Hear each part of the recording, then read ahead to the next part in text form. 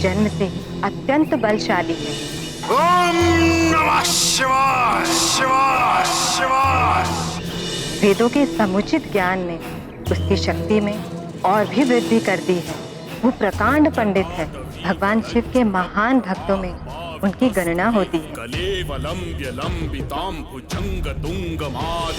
बाबा, अंततः प्रभु श्री राम के जन्म का समय आ गया।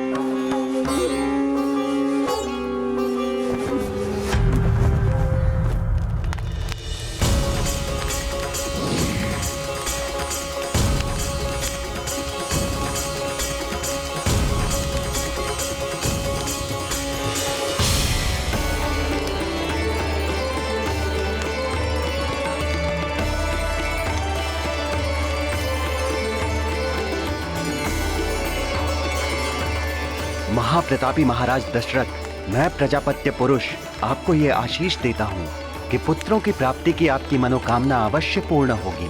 देवताओं द्वारा बनाई गई इस दिव्य खीर के प्रसाद को अपनी पत्नियों में बांट दीजिए।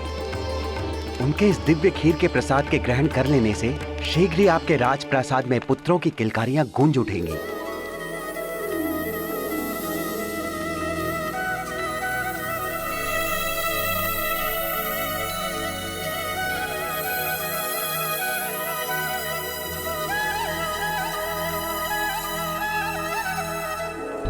फिर क्या हुआ ज्ञानदायिनी माता? फिर राजा दशरथ ने खीर के दिव्य प्रसाद को अपनी रानियों में बांट दिया और परिणाम स्वरूप रानी सुमित्रा ने लक्ष्मण और शत्रुघ्न और रानी केकई ने भरत नाम के पुत्र को जन्म दिया और माता कौशल्या को प्रभु विष्णु जी के नर अवतार प्रभु श्री राम की माता बनने का सौभाग्य प्राप्त हुआ।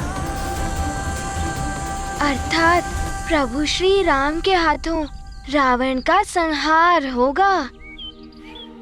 माता, क्या रावण इतना शक्तिशाली है कि वो प्रभु हरि का विरोध एवं उनका सामना करने का दुस्साहस करेगा?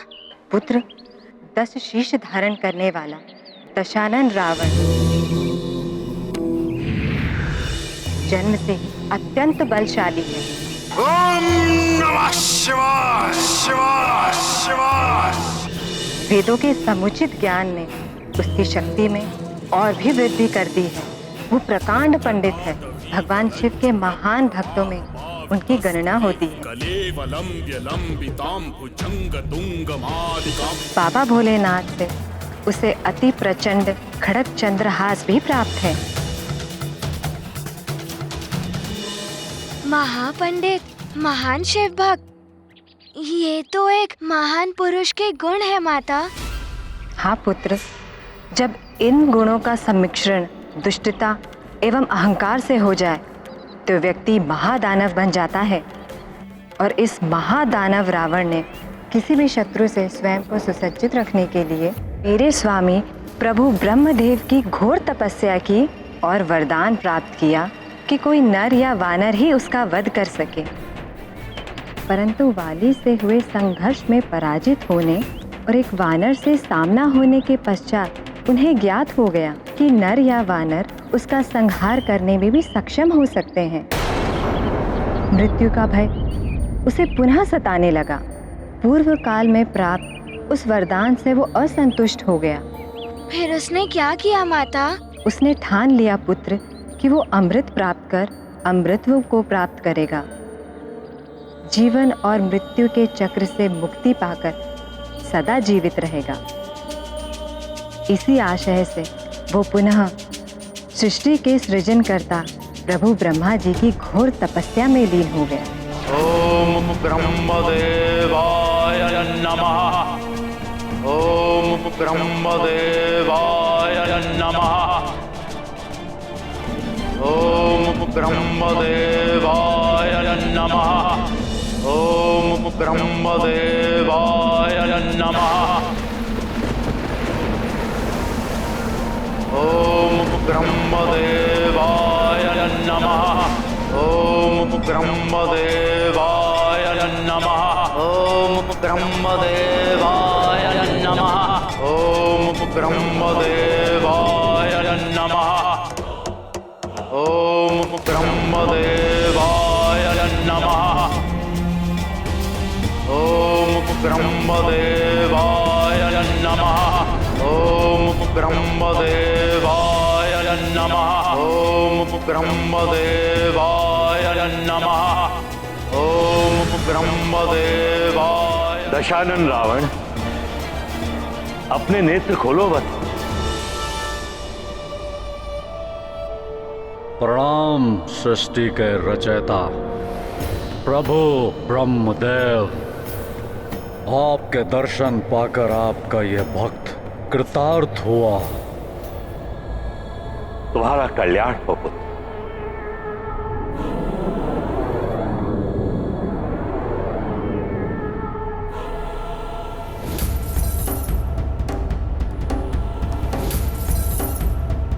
संपूर्ण ब्रह्मांड को अपने तपोबल से कंपित करने वाले तुम महान तपस्वी हो रावण। मैं तुम्हारी तपस्या अति प्रसन्न हूं। कहो, इस बार मुझसे किस वरदान की प्राप्ति करना चाहते? अमृत प्रभु, मात्र अमृत पाने की इच्छा है मेरी, जिसे पाकर मैं अमर हो जाऊंगा। यह असंभव है। अमृत प्राप्ति का अधिकार तो मात्र देवताओं को। अपने तप और कर्म से ही वो इस योग्य बनते हैं। अन्य कोई अमृत पान नहीं कर सकता। यही विधि का विधान। क्षमा करें प्रभु ब्रह्मदेव, परंतु आपके उन देवताओं से योग्यता में हीन कैसे है लंकेश दशानन रावण। समस्त वेदों का ज्ञानी हूं मैं, महादेव का परम भक्त हूं मैं, उन देवताओं से अधिक शक्ति संपन्न हूं मैं, और आपके ही कथन के अनुसार मेरा श्रेष्ठतम तपस्वियों में सर्वोच्च स्थान है। और फिर आपका परपौत्र भी तो हूं ना मैं। इसलिए प्रभु, अमृत को मुझसे और मुझे अमृत से वंचित रखने का यह अन्याय आप कर नहीं सकते। यदि आप मेरी तपस्या से प्रसन्न हैं तो अमृत पान कराइए मुझे। रावण, मुझसे अमृत प्राप्त करके भी तुम्हें उसका कोई लाभ नहीं होगा। पात्रता के अभाव में तुम उसका पान नहीं कर सकोगे। मुझे बस इतना ज्ञात है प्रभु के अमृत चाहिए मुझे, अन्यथा अमृत से वंचित रहकर मैं और घोर तप करूंगा और फिर विवश होकर आपको मुझे अमृत देना ही होगा। यदि अमृत प्राप्ति की तुम्हारी इतनी प्रबल इच्छा है कि तुम उसको पाने के बाद ही अपना तप समाप्त करोगे, तो ठीक, तुम्हारी इच्छा अनुसार मैं तुम्हें अमृत का वरदान दूंगा अवश्य, परंतु तुम अमृत का पान कर नहीं सकोगे और तुमको उसे अपने शरीर के किसी अंग में समाहित करना होगा। जब तक अमृत वहां रहेगा तभी तक तुम अमरत्व के सुख भोग सकोगे।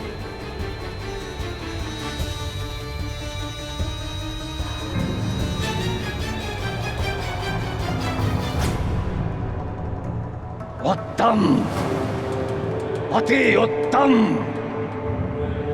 धन्य हो गया दशानन रावण, आपका ये वरदान प्राप्त करके प्रभु धन्य हो गया। मैंने विचार कर लिया है प्रभु, आपका ये वरदान मैं स्थिर रखूंगा अपनी नाभि में। तथास्तु।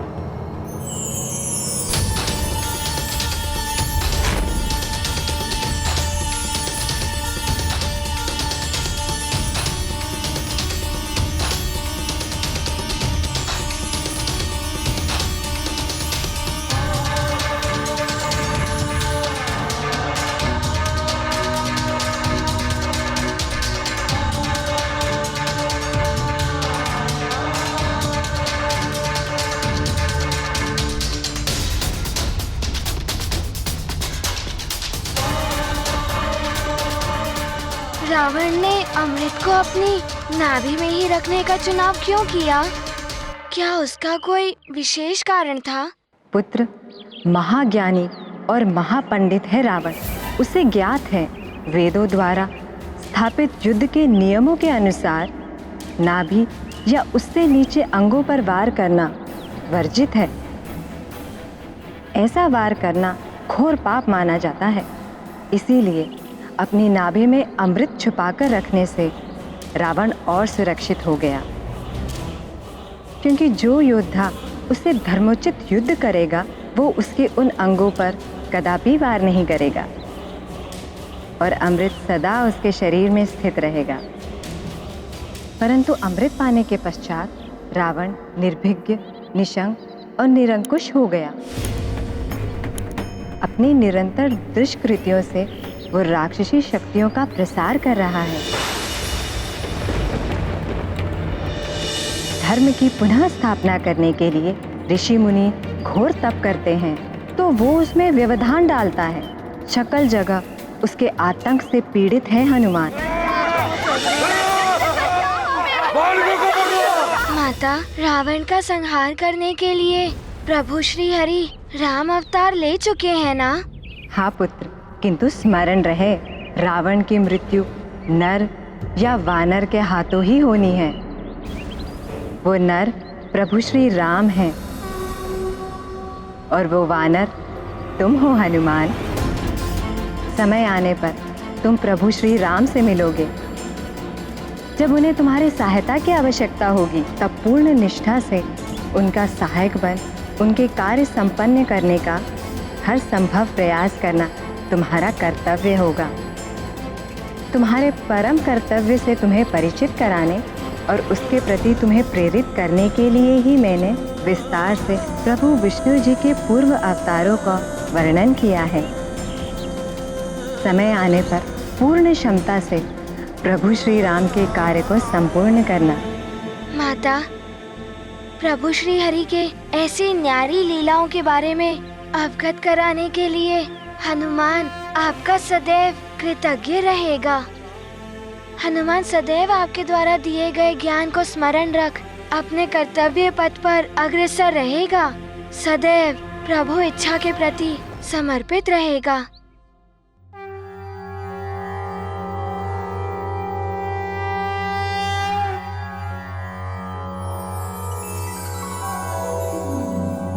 सरस्वती नमोस्तुभ्यं, सर्वदेवी नमो नमः, शान्तरूपे शशिधरे सर्वयोगे नमो नमः, नित्यानन्दे निराधारे निष्कलाय नमो नमः, विद्याधरे विशालाक्षि शुद्धज्ञाने नमो नमः, सर्वज्ञाने सदानन्दे सर्वरूपे नमो नमः, सम्पन्नाय कुमार्याय च सर्वज्ञे नमो नमः।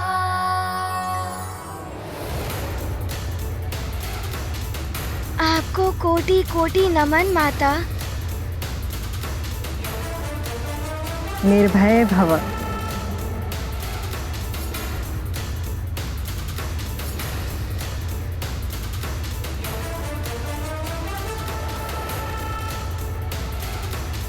प्रणाम माता।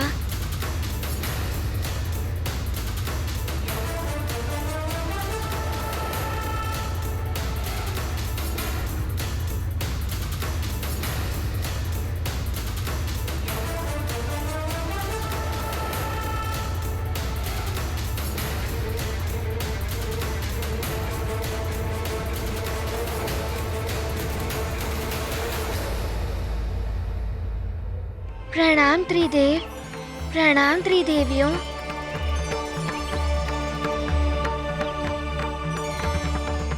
एक साथ आप सबके दर्शन प्राप्त कर हनुमान परम सुख का अनुभव कर रहा है। कल्याण हो पुत्र। हम तुम्हें वरदान देकर तुम्हारे महान कर्तव्य की पूर्ति के लिए तुम्हें और समर्थ बनाए। मैं तुम्हें काम रूप का वर देता हूं, जिससे तुम अपनी इच्छा अनुसार कोई भी रूप धारण कर सकोगे।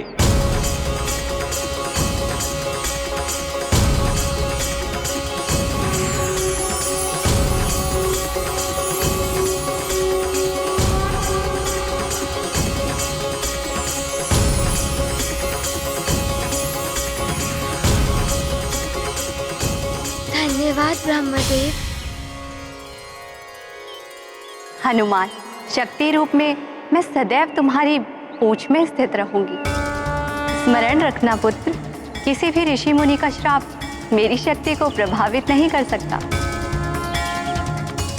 वाह सखा,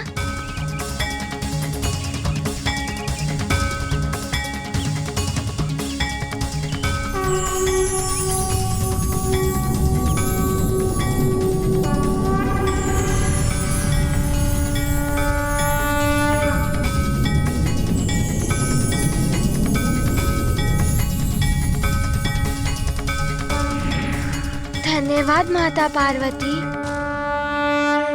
पुत्र, मैं तुम्हें वरदान देती हूँ कि तुम जहाँ भी स्थित होगे वहाँ धन और समृद्धि की वर्षा होगी।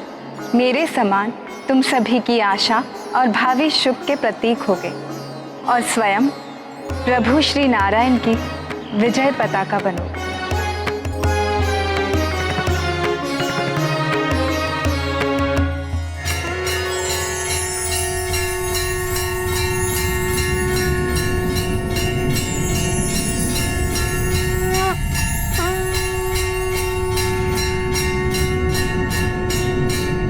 धन्यवाद माता। हनुमान पुत्र, भगवान शिव से तुमने ध्यान और हठ योग की शिक्षा प्राप्त की है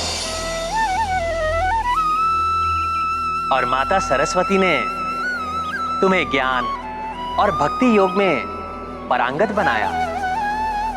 अब मैं तुम्हें कर्म योग का सार बताऊंगा।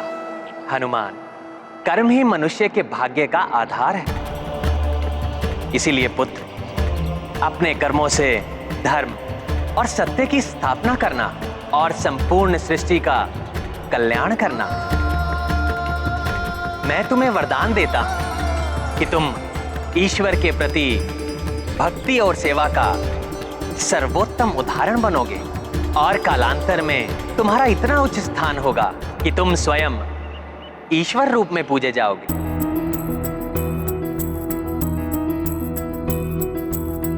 ज्ञान विचारा या हो ध्यान, कर्म बलि है कर्म प्रधान। श्रेष्ठ सदा जो कर्म धरे, सोई स्थापित धर्म करे। कर्म जगत में सबसे महान, हरि हनुमत को दे ये ज्ञान। अमृत वाणी गृहित कपि, कर्म के ऊपर जग है टिकी। धन्यवाद प्रभु। पुत्र, अब मैं तुम्हें वो ज्ञान दूंगा जो पुण्य स्थल काशी में अपनी निश्वर देह त्यागने वाली पुण्य आत्माओं को मुझसे प्राप्त होता है। सभी दुखों से मुक्ति दिलाने वाला तारक मंत्र राम राम राम राम राम राम। आज से तुम इसी नाम का जप करोगे, जिसकी साधना से प्रभु श्री राम से तुम्हारा शुभ मिलन होगा, जिसके उपरांत तुम योग की अंतिम अवस्था राजयोग प्राप्त करोगे।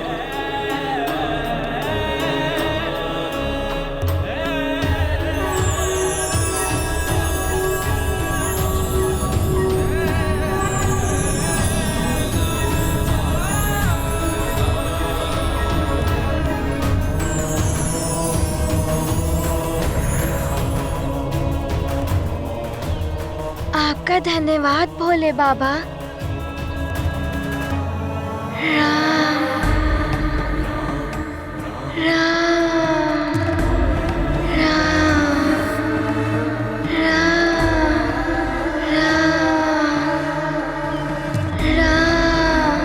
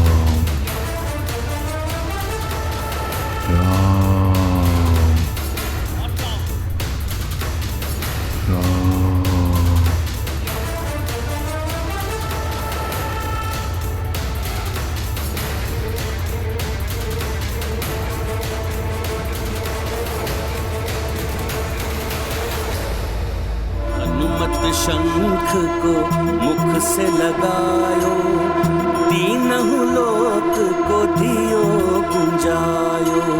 शुभ दिवस आरंभ भयो, शंखनाद संकेत दियो।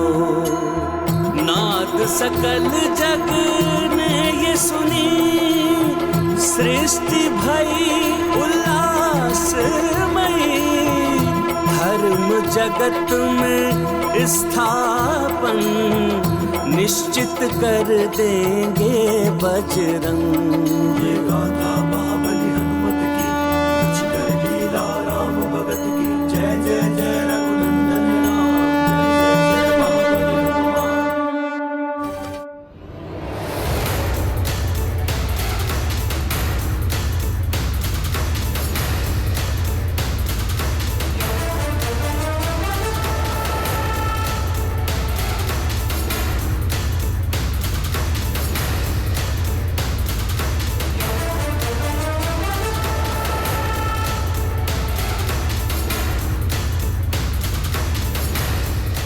प्रतीत होता है यह शंख ध्वनि किसी अनिष्ट का संकेत है। सावधान रावण।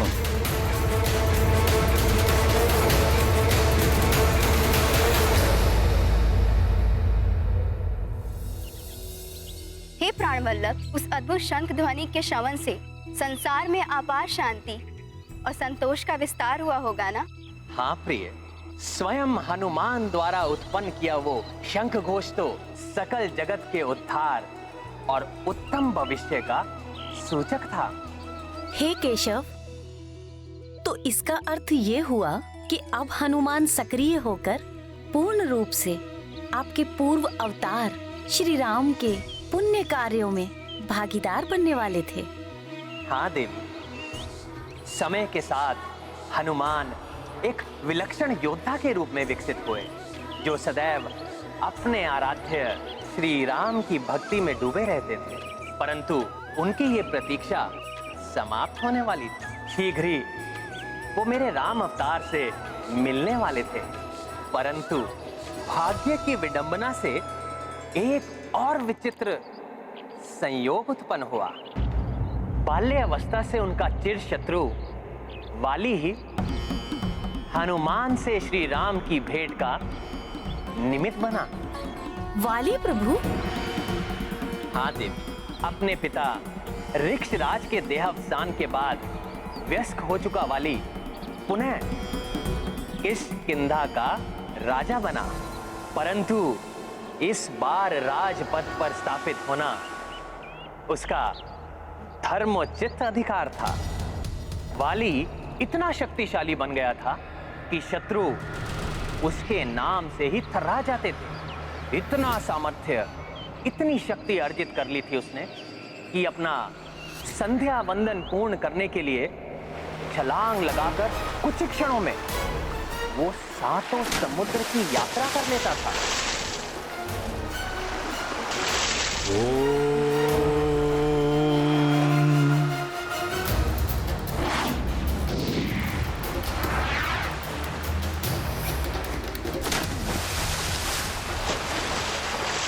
भूर्भुवः स्वः।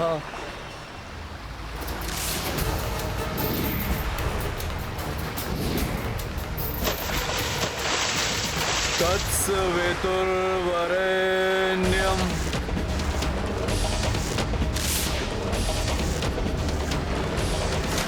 भर्गो देवस्य धीमहि।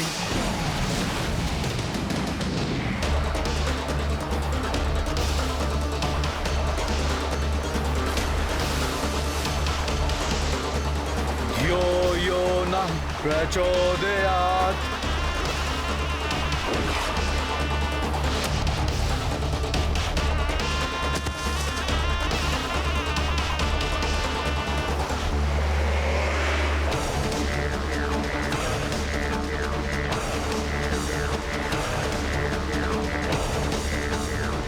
साल के विशाल काय वृक्ष उसके व्यायाम के साधन थे।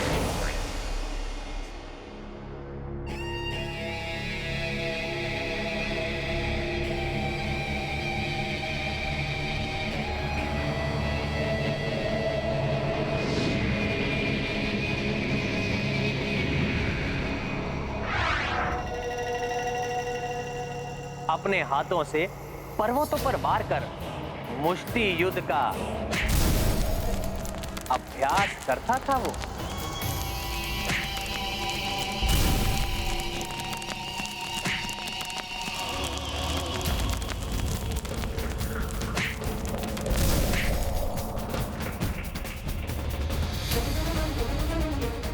हे प्राणवल्लभ, प्रतीत होता है इस अति बलशाली बाली का बल तो कल्पना से भी परे है, जिसके कारण ये और भी दुतांत हो गया होगा।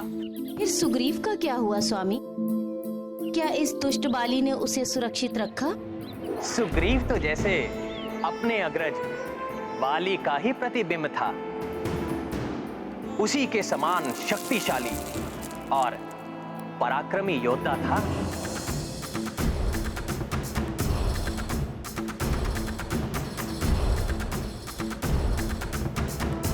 सुग्रीव पूर्ण रूप से अपने भाई के प्रति समर्पित था।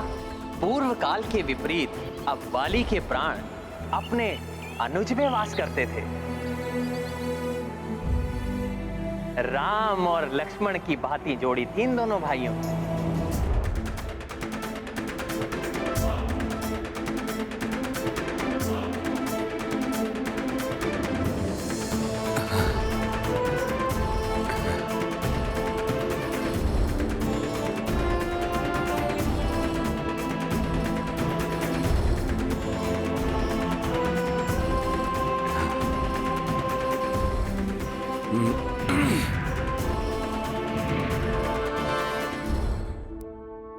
प्रणाम वाली भैया। तो स्वामी, इन सब की उत्सुकता को शांत करने के लिए ये तो बताइए कि आगे क्या हुआ। उसके बाद समय का चक्र अपनी अविरल गति से आगे बढ़ा और दोनों भाइयों का विवाह हुआ। देवी तारा वाली की पत्नी बनी और सुग्रीव ने देवी रोमा को अपनी पत्नी के रूप में स्वीकार किया। भाग्य इन दोनों भाइयों के जीवन में एक बड़ा परिवर्तन लाने वाला था। एक दिवस जब किष्किंधा के राज्यसभा में उपस्थित वाली और सुग्रीव अपने राजकाज में व्यस्त थे, तब एक मायावी नामक राक्षस ने बड़ी उद्दंडता भरे स्वर में वाली को युद्ध के लिए ललकारा। वाली! वाली! बाहर निकलो वाली! वाली! बाहर निकलो! वाली! कहाँ हो तुम वाली? मायावी दुर्मत तुम्हें चुनौती देने आया है। मेरे भ्राता दुंदुभी के वधिक नीच वानर, साहस है तो मुझसे युद्ध कर।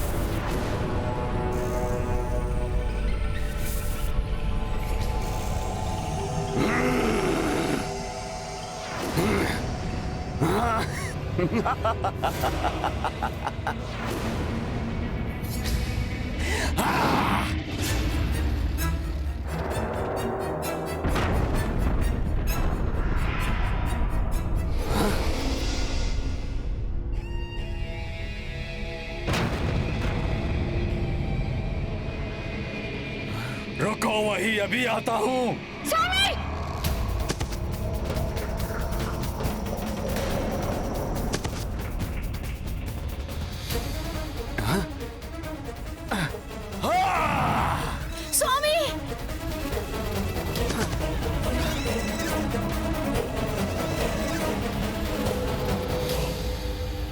बाहर खड़े होकर क्या मेरे निमंत्रण की प्रतीक्षा कर रहे हो कायर?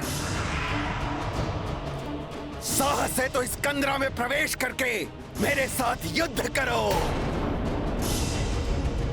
आओ वाली, साहस है तो आओ।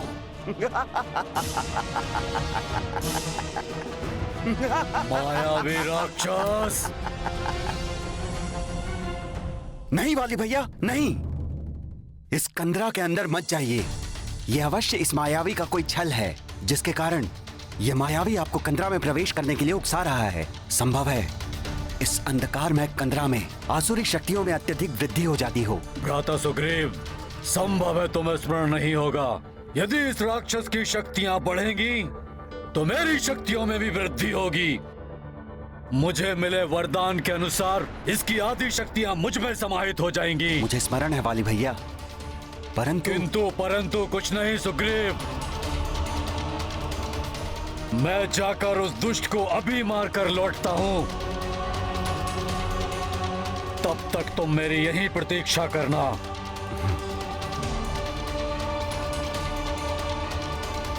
वाली तो अत्यंत शक्तिशाली था प्राणवल्लभ, इसीलिए उसने तो कुछ ही क्षणों में मायावी का वध कर दिया होगा। ये द्वंद्व युद्ध वाली के लिए भी कठिन था, क्योंकि मायावी दुर्मद उस काली कंदरा में अपनी मायावी शक्तियों का प्रयोग कर रहा था। इसलिए ये युद्ध कई माह तक चला। सुग्रीव अपने अग्रज की आज्ञा का पालन करते हुए वहां लगभग 1 वर्ष तक खड़ा रहा और उस कंदरा के भीतर उत्पन्न होने वाली इन योद्धाओं की क्रोध भरी हुंकार और पीड़ा युक्त चीत्कार सुनने को बाध्य हो गया। मायावी जब ललकारी क्रोध से भर आए वाली, कंदरा माए युद्ध भयो सुग्रीवा द्वारा पे खड़ो। बीते माह बीता साल, ऋतुएं चल रही अपनी चाल। सुग्रीव किंतु हटे नहीं, भ्रातृ प्रतीक्षा डटे रही।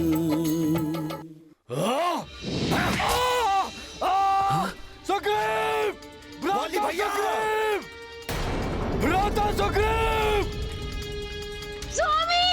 दीदी संभालिए अपने आप को, भ्राताश्री को कुछ नहीं होगा। स्वामी!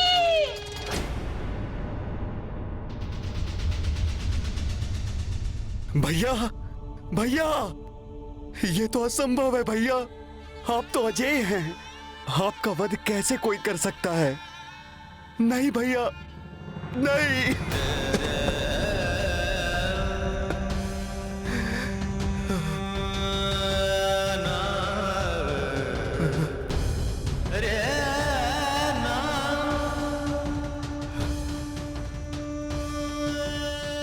हमारे राज्य पर इस दुष्ट का आतंक मैं नहीं छाने दूंगा। इस कंदरा के मुख को मैं अवरुद्ध कर दूंगा ताकि ये दुष्ट बाहर ना आ सके।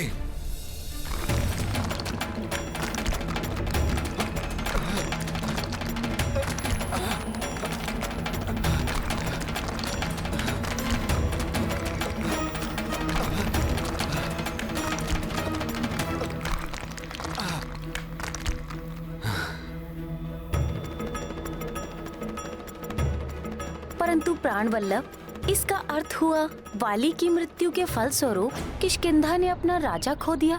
देवी, कोई भी राज सिंहासन अधिक समय तक राजा विहीन नहीं रह सकता। इसीलिए सुग्रीव के लौटने पर प्रजा ने सुग्रीव को किष्किंधा के राज सिंहासन पर स्थापित किया।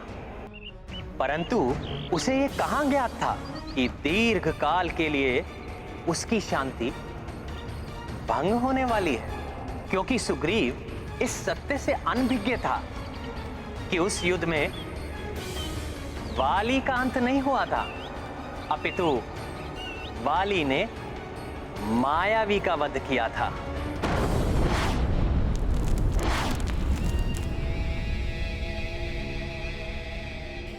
भ्राता सुग्रीव, कहाँ हो तुम? तुम्हारा ज्येष्ठ भ्राता उस मायावी असुर का वध करके लौट आया है। भ्राता सुग्रीव! कंदरा का द्वार बंद होना और सुग्रीव का यहां ना होना, अर्थात अवश्य ही सुग्रीव ने मेरे साथ छल किया है। कपटी सुग्रीव! सुग्रीव!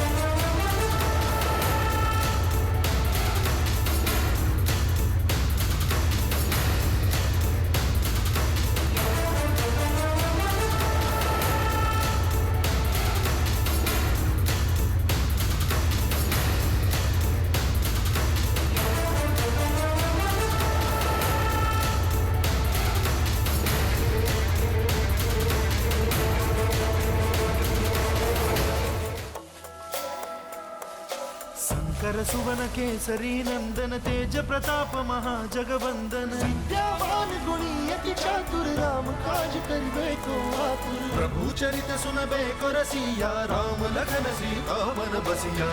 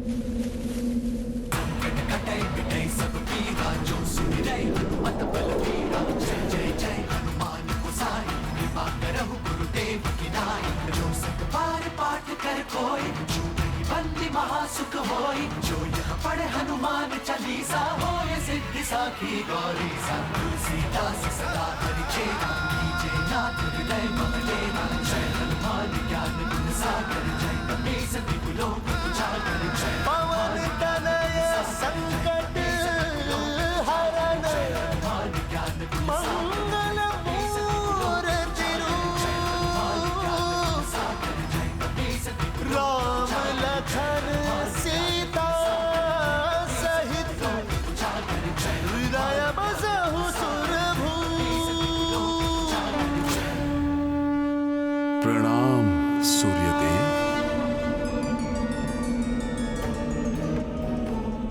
कल्याण हो पुत्र। आपके दर्शन पाकर मैं धन्य हो गया।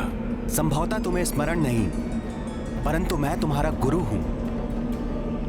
तुम्हें शिक्षा प्रदान की है मैंने, और मेरी गुरु दक्षिणा के रूप में तुमने मुझे यह वचन दिया है कि तुम सदैव मेरे पुत्र सुग्रीव की रक्षा करोगे। हे प्रभु, हनुमान की स्मृतियां धुंधली अवश्य हुई हैं।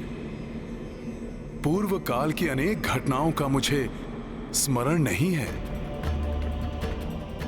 परंतु मैं ये कैसे भूल सकता हूं कि आप सूर्यदेव हैं, जो अपनी दिव्य प्रभा से संपूर्ण जगत को आलोकित करते हैं।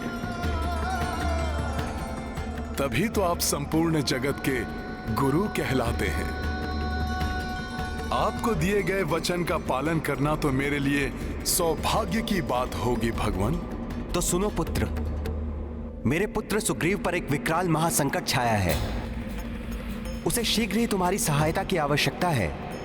आप चिंता ना करें प्रभु, मैं शीघ्र प्रस्थान करूंगा और भ्राता सुग्रीव के प्राणों पर कोई संकट नहीं आने दूंगा। उनके प्राणों को कोई क्षति नहीं होगी प्रभु।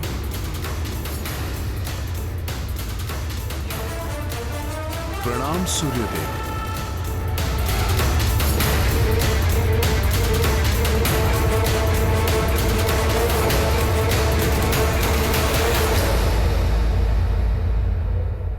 धार्मिक वीडियो सबसे पहले देखने के लिए हमारे चैनल को सब्सक्राइब करें और बेल आइकन दबाएं।